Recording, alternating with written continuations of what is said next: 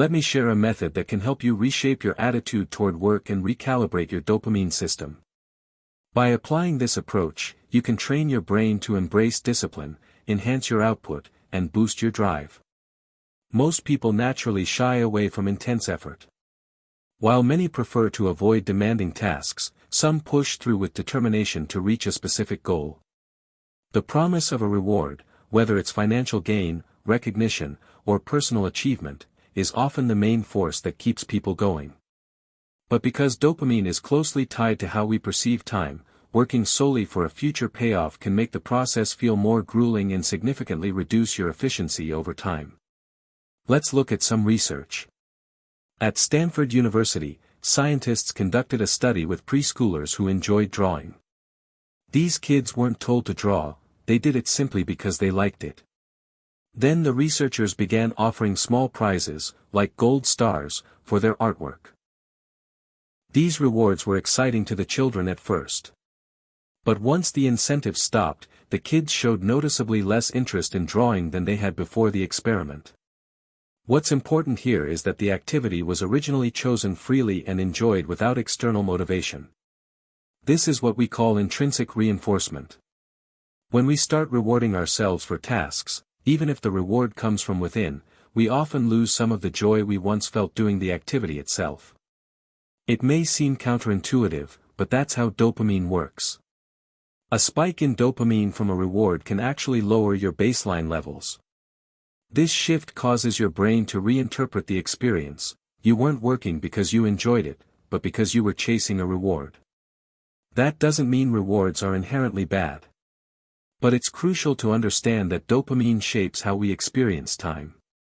Time perception, in this context, refers to how long and how intensely we feel pleasure from dopamine release.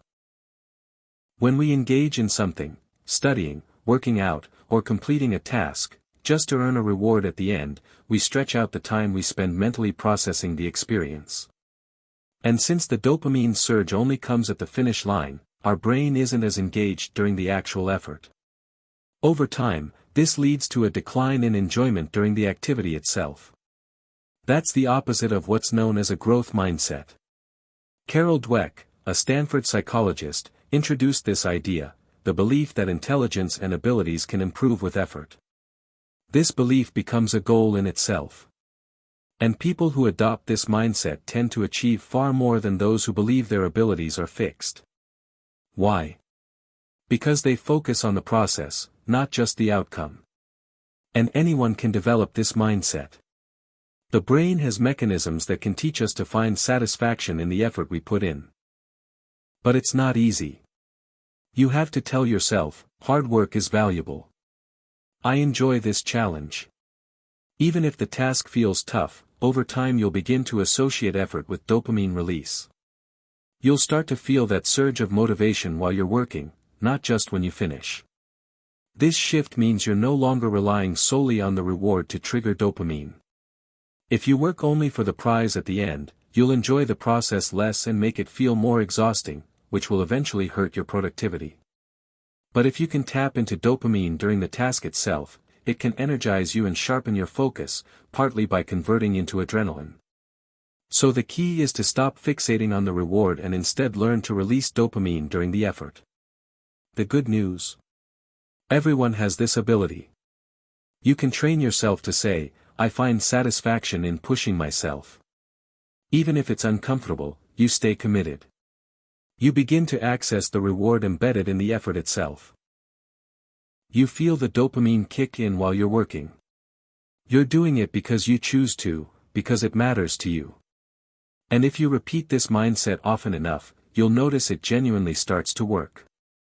Yes, it might feel like you're tricking yourself, but it's a constructive kind of trick. It's a way of aligning with your deeper truth. You want to feel better. You want your work to be fulfilling. The ability to enjoy effort is one of the most powerful features of the dopamine system. And the best part? It's available to everyone. But you need to avoid things that interfere with dopamine release during work. Don't spike your dopamine before you begin. And don't chase a dopamine hit immediately after finishing. Learn to activate it while you're in the middle of the grind.